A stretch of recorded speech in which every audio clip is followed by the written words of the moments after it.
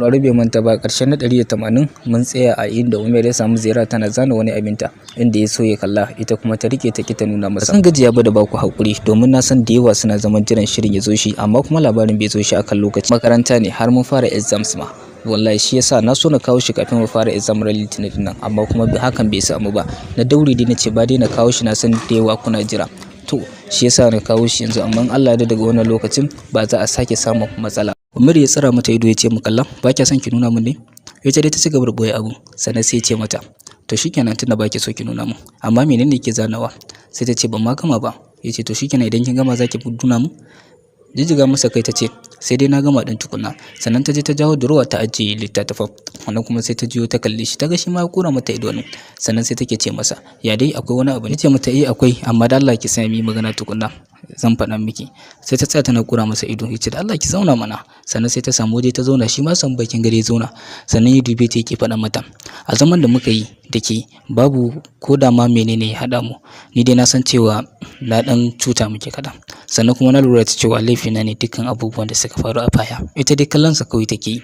Sannan sai ke cewa a kaina kin jure wasu abubuwa da yawa, kin fuskanci mutuwa ido da ido, sannan da a ce wani abu ya same ki da ba zan taɓa yafe wa kaina ba, sannan kuma ba zan taɓa ma bari wani abin ya same ki. Sai kuma ya tashi ya je dan tsuna a gabanta, tana zaune akan kujera, ita dai kura masa ido ta yi tana kallon sa. Sannan sai yake cewa wannan mutumin Hilmi Ilmas. Sai da Zaira ta tsoro ta da jin sunansa, sai ce ba buƙatar ki ci gaba da tsoron sa, babu wani abu da zai cutar da ke wanda zan bar shi ya kara so gare ki. Dole kuma menene zan tare shi, zan tabbatar da cewa wani abu bai same ki ba. Sannan sai ya tashi ya miƙe, ita ma miƙewa ta yi. Sannan ta dube shi take cewa to ai ba buƙatar ni ma na ci gaba da tsoron sa, ko kuma ni kaɗai ne abin tsoro ba, kai ma ai na ga yana bibiyar rayuwarka. Dan karamin murmushi ya dan subuce masa, sai ce wannan mutum yanzu an kama shi. Ta ce an kama shi? Ake ba ma yanzu ba wanda zai kara cutarwa, kuma insha Allah ba zai taɓa fita daga wannan tarkon ba. Ita dai ta yi shiru tana kallon sa. Sannan sai ya fita. Ta yi wani murmushi. Gari ya waye, Zaira ne ta fara farkawa. Ta farka ba ta kalle shi ba, ta duba ko ina bayana. Sai ta duba ta kalli wani fulawa tana juyowa. Sannan sai ta tsaya cikin mamaki ta ɗau fulawan, ta ce wannan kuma daga ina? Ta shinshina ta yi wani murmushi, ta ce kai ga ta da kamshi mai daɗi. Sai ta kalli takarda a cikin fulawar, sai ta ɗauka, sai ta ga an rubuta cewa ki duba cikin wannan kwalin akwai abin da na so miki, zaki gani. Sai ta tashi ta leƙa ba ta kalli kwalin ba, ta ce yana ina ne? Ta je ta buɗe wancan durowar ba ta gani ba, ta buɗe wacce ba ta gani ba. Can sai ta buɗe durowar, sai ta kalli wannan kwalin, sai ta ɗauko shi cike da doki da zumuɗi, ta zo ta ajiye shi akan gado za ta buɗe. Ana buɗewa ta ciro tsaliliyar rigar nan da ya so mata fara. Ta tsaya ta kalli rigar, wani murmushi ya subuce mata, ce wannan ya so mu? Ta zauna tana rubuta wasiƙa, take cewa anti baki goyi bayana ba akan faɗa da nake yi da Zaira. Kullum abu da yake ki faɗa cewa ni da Umar yaya da kanwa ne, amma ni na san cewa ba haka bane. Baki goyi bayana ba akan sanda nake wa Umar da tsawon shekaru, amma yanzu zan tafi zan bar ki, amma ki tunanin ki fahimce ni ko da a ce sau ɗaya ne. Sai ta faɗa haka yayin da ta rufe takardar, ta ce to wannan an gama, yanzu kuma saura Umar, yanzu saura shi. Sannan sai ta tashi ta ɗauko wani CD, take cewa wannan CD na san cewa zai daidaita maka hankali daidai da abin da kai mu. Wannan CD sai ka ji cewa in ka kalle shi sai ka ji cewa ka tsani rayuwar nan ma gaba ɗaya. Idan dai har zan tafi na bar komai, to ba zan taɓa barin ku kai da wannan baki dajiyar yarinyar ba. Na tabbatar wannan CD zai sa da wannan gidan da kuɗi da duk ƙarfin da kake ji da shi, na san cewa sai ka ji duniyar nan gaba ɗaya ta ishe ka. Ba zan taɓa tafiya na rasa ka sannan kuma na barka tare da wannan yarinyar ba. Ba zan taɓa bari ba, zan ga idan ka rasa ta har abada ya za ka yi. Ita kaɗai ta fita tana faɗin haka. Zaira ta zo tana cewa kai amma wannan rigar gaskiya tana da matuƙar kyau sosai. Kai tana ɗaga tana kallon ta kenan, sai ta ji an taɓa kofa. Umar ɗin ne ya shigo, yana zuwa sai ya ce mata ina kwana, ita ma amsawa ta yi. Sannan sai ta ce masa wannan nawa ne? Sai ce da fatan sun yi kyau. Sai ta taso sai ta ɗauke fulawar, ta ce ƙwarai ya yi kyau. Sai ce mata ai ba fulawar nake nufi ba, fulawar ka ai na san kina so, ina nufin kayan ya yi miki kyau. Sai ta ce ƙwarai ya yi kyau sosai ma kuwa. Sai ce na ji daɗi sosai da ya zama cewa kin so shi. Za ta yi magana kenan sai mama Hadiye ta shigo, inda take cewa yawa Umar gashi nan na kawo abin da za ta sa fulawar a ciki. Sai ta bata, sai ta ce to shikenan. Sai ta ce akwai wani abin da zan yi kuma? Sai Zaira ta ce a ba komai, zan kula da sauran, ba matsala, na gode. Sai ta karba. Sannan sai ta ce to an gama abinci fa, da zarar fatan za ku fito da wuri. Ya ce insha Allah ga munan zuwa. Mama Hadi yake nan Umar ya juya ya kura mata ido. Ita dai gaba da ita rikice za ta fita ta yare ina zaki ce ta ce a baka ji an ce an gama abinci bane. Ya ce to haka da abun a hannun naki baki sa flour a ciki ba. Ta ce a yanzu zan sa flour a cikin so sai in jajja kaya sai na je ni. Sai ce to shikenan sai ya fita. Yana fita ta ce kai Zaira kyau ce irin wabiya ce gashi kin zo kin tsubar da kanki har zai gane ki. Lafce cikin sanda ta zo ta dauko wani siri din sannan ta zo ta rasa ma ina za ta ajiye shi. Ta jawo wacce da ruwa ta fasa ta jawo wacce ta fasa. Daga ƙarshe dai ta samu wata dorowa ta saka sannan ta ce yawwa sannan ba in je ni kamfani yanzu da samu takardar da zan zo na yi stamp din nan kafin nan ya gani. Ita kadai take fana haka sai ta fita. Tace tana aiki tana ta duba agogo can sai ta kira waya ta ce hello Kurai ya daina ta jira baka zo ba. Sai ce mata wallahi ina hanya ne zan je shago. Ta ce haba Kurai ya kamata a ce ka zo idan baka zo ba Mad ba zai ji daɗi ba wanda ka zo ka. Sai ce bana so in bar mai gida na shi kadai ne. Ta ce haba Kurai wannan aikin fa idan ya fa tabbata ba karamin farin ciki kowa zai yi ba da kai har Yasmin duka zai amfane ku hatta mai gidan Baba Salim din shi ma zai ji farin ciki sosai saboda haka ya kamata a ce ka zo ka. Ya ce to shikenan insha Allah zan ƙara so yanzu. Ta ce yawwa ko kai fa sai ka zo ka sannan ta kashe wayar ta ci gaba da aiki. Jibril ya haɗu ana ta karyawa amma Zaira ce kawai bata ƙara so ba. Tun sai Jibril ta ce kai ga rabin raina Zaira ta ake to Umar saura kaɗan ya faɗo akan kujera tsabar juyawa da yi.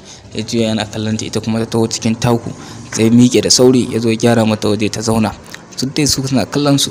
Can sai Aisha take cewa ya dai yaushe za ku tafi ne ko baki gama shirye-shiryen ba. Sai Zaira ta ce a na gama shirye-shiryen saura ɗan kaɗan zan ƙarasa shirin. Sai Mamu Zayyin take ce masa ɗana yaushe za ku tafi ne. Sai yake ce mata a an jima kaɗan bayan mun gama cin abinci na. Ta ce to shikenan a je lafiya a dawo lafiya. Ya ce mata amin. Sai Jibril take cewa kai wato yau fa Zaira irin kyawun da kika yi ma fa na musamman ne sai wani shine kike yi. Ita dai Zaira tana son kui da kai sannan shi kuma Umar ya ƙara juya sai kallon ta yake yi. Sai Aisha ta ce ki kalli ko yadda kika ba wa Zaira kunya. Ta ce wani kunya kuma kawai na faɗi fa abin da yake raina ne kawai da na kalli kyakkyawar ƴata. Ita dai Zaira gaba ɗaya kunya ya ƙara kama ta suka ci gaba da cin abinci. Jibril dai ta ci gaba da surututa sai da Mamu Zayyin ta ce mata da Allah ki bar yara na su karya abin su.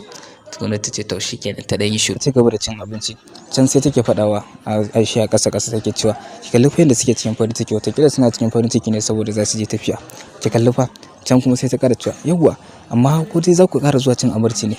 Su da suka shiru Zaira da Umar suka kalli juna sannan suka shiru ba da ya ce ko komai.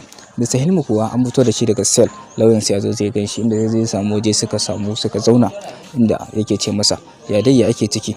Sai ke cewa har yanzu dai muna ta kokari amma har yanzu tukunna ba mu samu wata matsaya ba. Yace ban gane ba ku samu wata matsaya ba kana nufin na hayi lauya a banza kenan.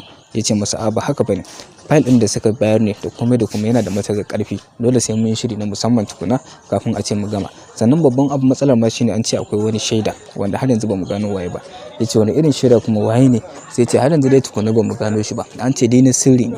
Yace to ya kamata ku yi duk wata mai yiwuwa san domin ku gano shi. Suka ce to shikenan insha Allah za mu yau sannan ka ga wa Rishab yayi abin da ya dace a wannan aikin nan ce masa yi ya tabbatar yayi shi. Yace shikenan zan sanar masa. Yace to ya Alifa kuna bibiyar ta. Yace kwarai muna bibiyar ta. Yace to me kuka samu wutar tare da ita. Tace to ta sirri komai da komai nata sannan kuma wani daga yake mana aiki a cikin banki ya ce ta tura kuɗin duka account ɗinta sannan kuma yana ga za ta zo yau ta cire. Sai ce okay Alif ɗin kenan. Yace yace to shikenan yayi kyau Alif yayi kyau Alif ku yi abin da ya dace kawai ku yi abin da ya dace. Yake masa to shikenan sai ce yawa ku yi duk abin da za ku yi domin fa na gaji da zama anan ba zan ci gaba da zama anan ba. Yace karka da insha Allah wannan kusa ma kuwa. Sannan suka yi sallama ita me cikin shigar masu kawo sako inda ya zo ya kunkwasa Mama Hadiya ne ta fito inda ya ce mata ina Umar fa. Sai ta ce masa yana cike ce to ganin sakon sa. Sai ta karba yace zaki saka hannu anan sannan sai ya ba ta kada ta saka hannu sai ta shiga ciki. Shigar ta ciki da ya ga ta rufe kofa sai ya fito inda ya tsaya yana ta kalle sannan ya ciro wata yar karamar jaka ya nufi jikin motar Umar. Laice ta zo ta kamfani inda ta dauki wani rubutu ta dauki stamp din Umar ta buga. Ta ce yawwa yanzu wannan an gama. Sai ta dauki waya sai ta yi kira sai take cewa hello Mr. Ayhan na riga na har hada komai fa saura kai ma ka yi naka ta naka bangaren bana son bata lokaci so nake kafin nan da zuwa rana ka samu wannan kudin a cikin account ya kamar yadda fara maka. Okay to shikenan zan turo da takardar. Sai ta kashe wayar ta ce yawwa wannan an gama ya kamata na hanzarta domin daga yanzu zuwa kowane lokaci Hilmi zai iya yin magana. Zira ce ta da daki inda ta ƙara duban wannan fulawar tana ƙara shinshina ta ce kamshin ta yayi sannan ta zo ta samu waje ta zauna take tuna maganganun da Umar ya ga mata tana murmushi ita kadai sannan take cewa tabbas ya ce mun karma ne sauri tukunna akwai wasu abu mamaki na gaba da zai bani tabbas akwai abin da yake shiryawa tabbas akwai to amma menene ita kadai take faɗa tana cewa to lalle akwai abin da zai faru dai daga yanzu zuwa daren nan. To amma yanzu ya zanyi, ita kaɗai tana tunaninta. Bangaren Mat kuwa da Laila an kawo mishi Koray, inda ya dubi Koray ya ce masa na kalli aikin da kai, gaskiya aikin ya matuƙar burge ni sosai, kana da matuƙar basira. Shin yanzu wani aiki kake yi? Ka taɓa yin aiki da wani kamfani ko wata ƙungiya kafin nan? Kalle idan Laila kafin ya bada amsa, ita kuma Laila sai ta yi masa ido, sannan sai juya ce ina ɗan dai yin aiki ne a nan shagon kafinta. Sai ce shagon kafinta? Haka ne? Sai ya dubi Laila. Ita dai Laila bata ce komai ba. Sai dai Laila ta ce ni akwai ɗan abin da zan yi, ko zan iya fita? Ya ce ba komai, zan iya fita, zaki iya fita. Sai dube shi ya ce masa amma ya aka yi da basira ka dinnan aka ce har yanzu a aikin kafinta kake yi, sannan kuma na kana da basira. Haka ya zama cewa aikin kafinta kake yi, ta haka ya kasance. Sai ya ce masa wato ainihin bangaren wannan ɗan aikin da ya zo shi gidan su Umar kuma ya je ofis jikin motar Umar, shine ya kira waya bayan ya fito da karkashin motar yake cewa aikin nan fa ya riga ya kammala. Ok, to shikenan, na gama ba tare da kowace matsala ba, ya faɗa kai wuce. Mat da Koray kuwa yake ce masa Koray, ka duba ilimi na da matukar muhimmanci sosai, kuma ya kamata a ce ka amfane shi, musamman kai da kake da matukar experience. Saboda haka amma idan har ka ban dama zan duba na kalli me zan yi, insha Allah ku zan tuntube ka. Ya ce masa to shikenan, ba komai, nagode sosai. Suka gaisa, Koray din ya fita. Zira shirye-shirye ya kan kama, tana ta jera kayayyaki a akwati. Can sai ga nan Umar ya shigo, yana shigowa sai ga bata sa kayan da ya so mata ba. Sai ce wato bata sa wannan kayan ba kenan. Sannan sai ya zo ya ce mata ya dai kina ta shirye-shirye ne? Ta ce sai dan dube ta ce kuma haka zaki je? Ta ce ba ka ce tafiya ce ta kasuwanci ba? Sai ya ce mata haka ne. Sai kuma ya dauko agogunan, sai ya ce ga wannan, zaba mun guda daya a ciki. Sai ta tsaya ta duba, sannan ta zaba masa wancan. Ta ce to shikenan. Ta ce gashi na gama har hada komai, ina gari ba abu naka da manta. Ta ce amma na manta burushin ka. Sai ce okay, ba ni je in dauko to. Sai ya je ya dauko ya bata, ce gashi nan ki saka. Sai ta ce okay to shikenan. Sai ta ce amma da Allah minti ɗaya mana, ina so zan yi kira, zan dan kira baba na tukuna mai magana. Sai ce to ba komai, ki gama da shirye-shiryen naki, idan kin kammala to ni ina ɗakin karatu ina jiran ki. Ta ce masa to shikenan. Sai ya fita ya bata. Bangaren mama Hadiye ko tana ta gyare-gyare a ɗakin karatu. Umar ɗin ya shigo ya ce barka da aiki Hadiye. Sai ta dan tsorata, ya ce afuwa na tsorata ki ko? Ta ce masa babu, kawai dai hankali na wani waje ne. Ta ce yawa to ga wannan takardun fa ina zan sa su? Sai ce ki sa su a wacce durowa din. Kai ce ta sa su a durowa. Shi kuma ya ce bayan ya ta fita yana duba har ya je buɗe durowar, saura kaɗan ya kalli wannan CD din da Alef ta aje masa. Likitan Ashe kuma a asibiti inda ya tsaya ya ɗauko result din Aisha, ya kalla ya ce kai ikon Allah, ya aka yi result din ya zama haka, ta aka samu haka? Shi kaɗai yana ta mamaki yana kallon result din, da mamaki inda ya ɗauko wani paper guda 3 a hannunsa wanda yake yana result din duka iri ɗaya. Sai ya zauna sai ce to, sai ya kira, ya ce mata hello, ki kira Mrs. Aisha, ya ce mata ta zo ta karɓi result ɗinta, kuma ina son ganin ta yau ina. Sai ya kashe wayar. Bangare guda kuma ya ƙara kiran wata wayar. Umar da ya kira, Umar ne ya ga kiransa sai ya dauka ya ce hello doctor. Sai ya ce mishi dama result din Aisha ne fito, shine nake so in faɗa maka. Umar hankalin sai tashi, ya ce zai yanayin nata. Ya ce ba matsala, abun mamaki, ni har abun ma ya ban mamaki. Kai zan iya ce maka Aisha yanzu ta warke.